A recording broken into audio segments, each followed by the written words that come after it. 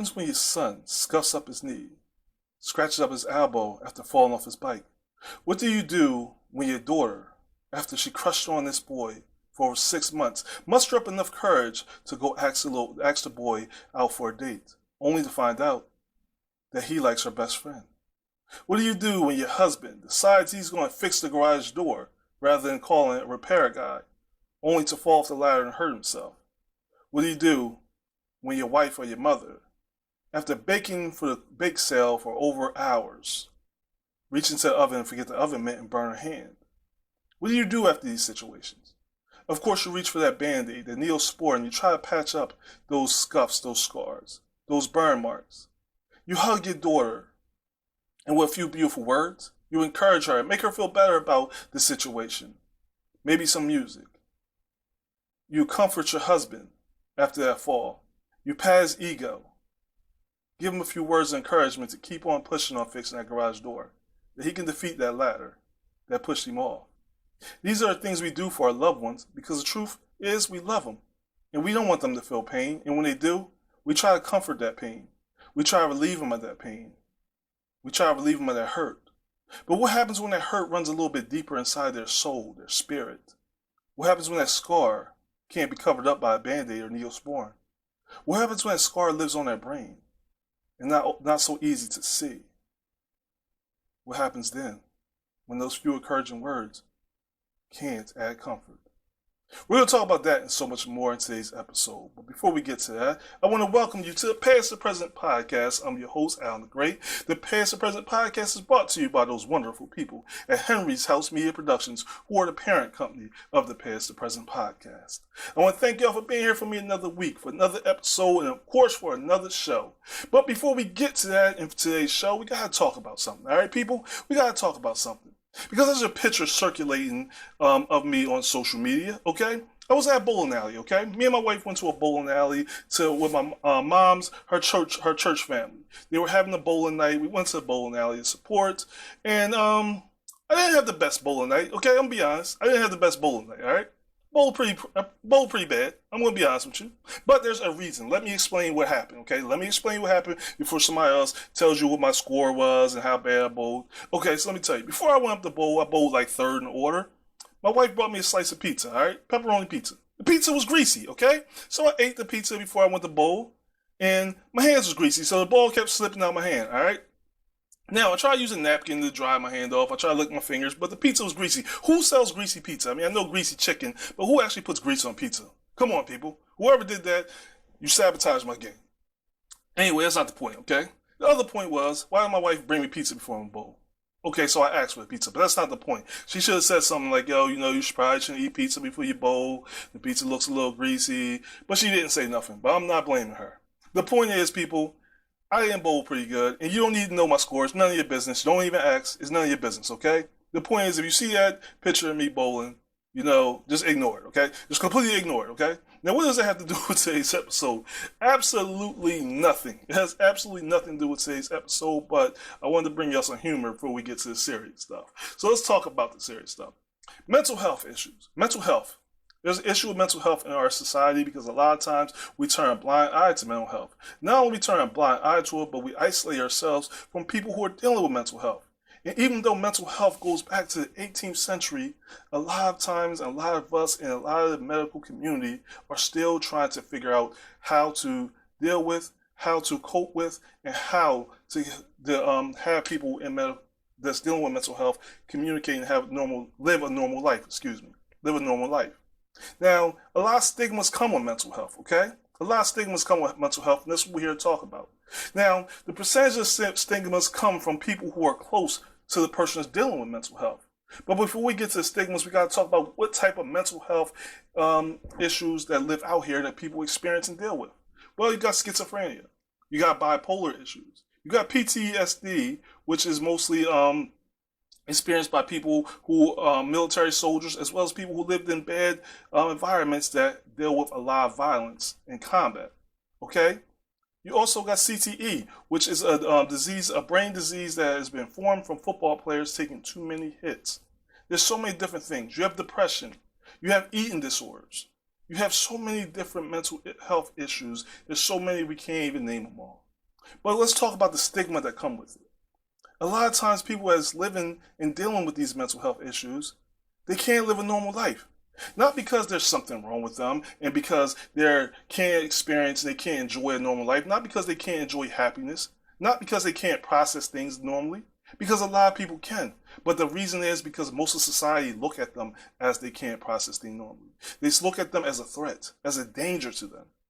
And the problem is, majority of the people who have the stigma against people who are dealing with mental issues are their own family, or their teachers, or their peers, or the people that's closest to them. Those are the people who form these stigmas to think that they're a danger to society and choose to isolate themselves from these people. A lot of times, as we open this show up with, we want to help our family members who are hurting, who are experiencing these issues. We want to love them, we want to hug them, we want to help them through this tough time, but we normally just don't know how. And our fear kicks in.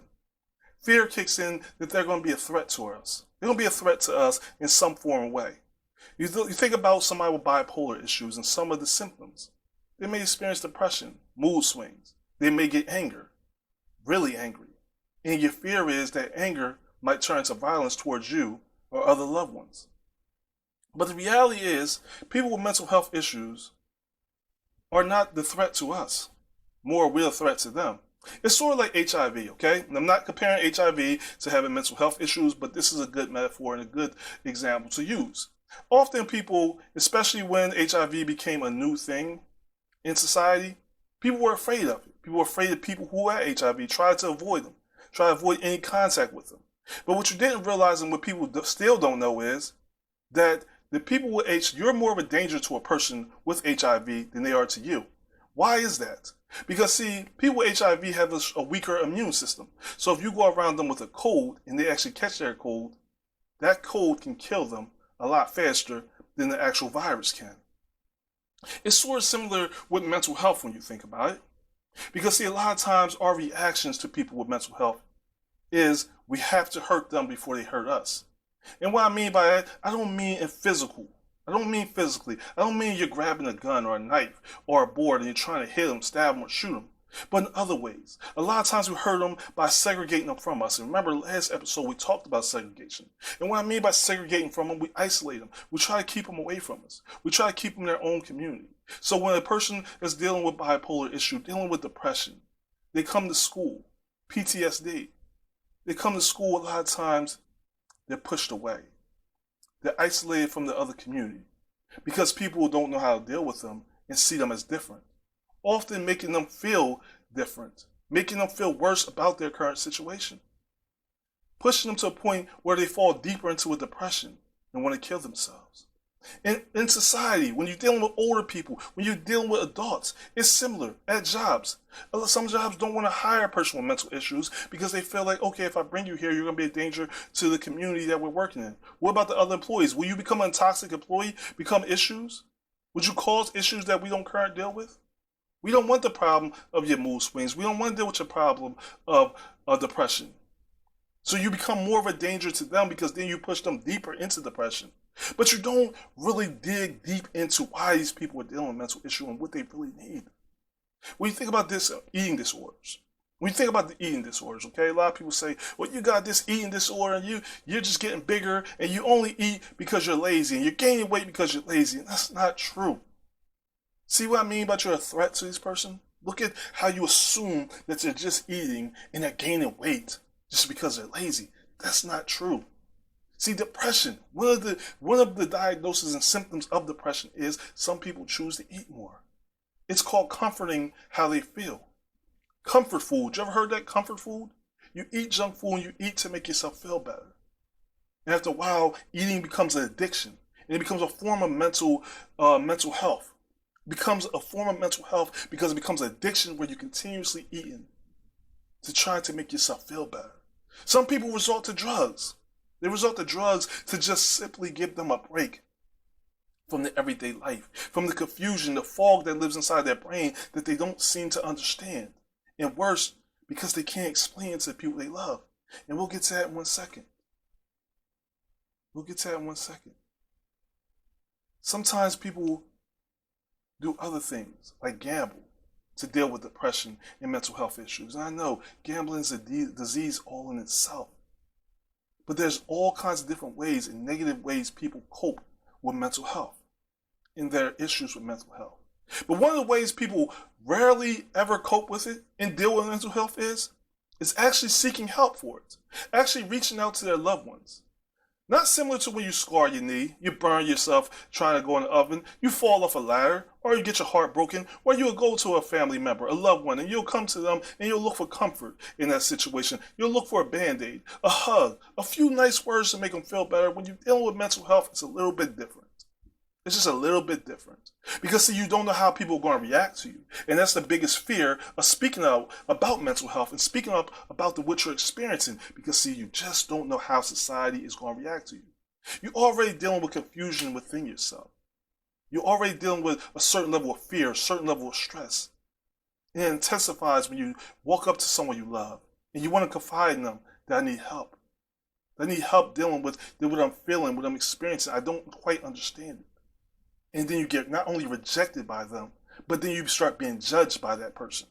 You start being judged by a person you love, which pushes you deeper into depression, pushes you deeper into that isolation that you lived in, deeper in that hole. You push you deeper in that dark room that you've been trying to escape. All because people didn't take the time to understand. And sometimes people want to understand, but just deal with it's just so complicated, so hard, and so stressful for the people who are not dealing with mental health, that it starts to have an impact on them. Let me explain, people. Let me explain, okay? The Army, soldiers in the Army, they often deal with PTSD. Now, what is PTSD, you might be asking? Post-traumatic stress disorder, okay?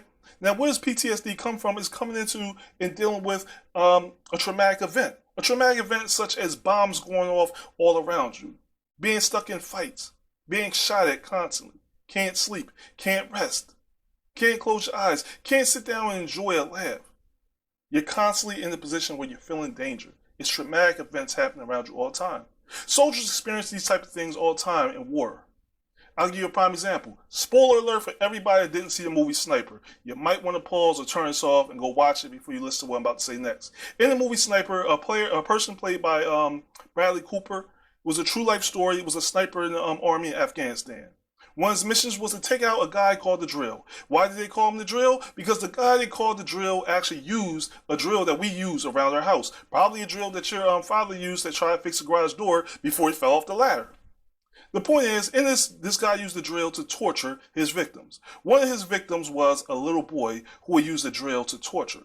The sniper was watching this happen through his rifle, but unable to do anything about it because due from orders by his superiors to stand down, he had to experience and watch this little boy be tortured by a drill.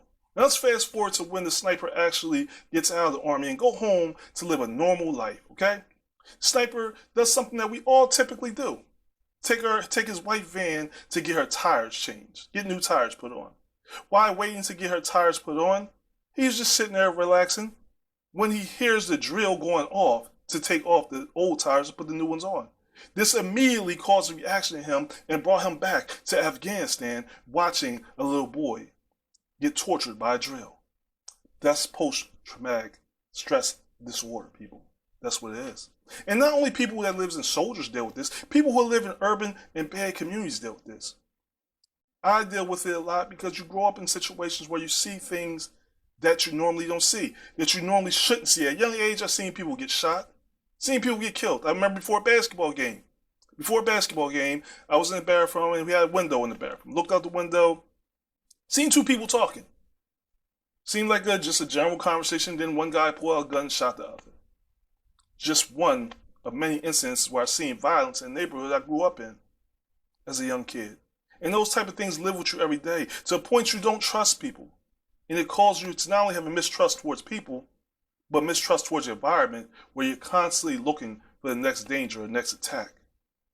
When you think about CTE and football players, now there's many things being done to help to pad the helmets that football players use when they're taking these tackles, but as they get hit harder, their brain is also hitting harder against their skull, causing other issues. Now, where does these issues tangle into the family members? And how do they affect the family members? Now, we know how they affect the people who are dealing with these mental issues, but what about the family members, their loved ones? Well, how it deals with them, because when them soldiers come home from war, and they're not the same husband, same mother as when they left. Not the same daughter. They've seen things. They experience things that no person should have experienced. So when they come home, those traumatic events come home with them. Unbeknownst to their family members, unbeknownst to their loved ones. And despite those words of comfort, those hugs, those songs that they may try to play for them to make them feel better. Despite the band-aids they put on those cuts, they can't heal that wound that lives deep inside their body, their soul, and on their brain. And a lot of times, these players, these football players, these soldiers, they act out violently, erratically. Their moods constantly change, causing a stressful environment for their family members. Not because they want to hurt their wives, their kids, but because they can't control how they're feeling. But see, a lot of times what we do in these situations, we don't recognize the seriousness of mental health and the need to really combat and try to help and build a community to support these people. Instead of isolating them, instead of making people feel bad about speaking about mental health, we need to start educating ourselves to better deal with it. Now, you deal with other symptoms of mental health. I know we're going over time, but we're going to try to make this real quick. There's a lot of information to put in a little bit of time. But you have people that deal with ADHD, which is typically young children. One of the most overdiagnoses in the mental health community, ADHD, which is often given to children who are accused of being hyperactive.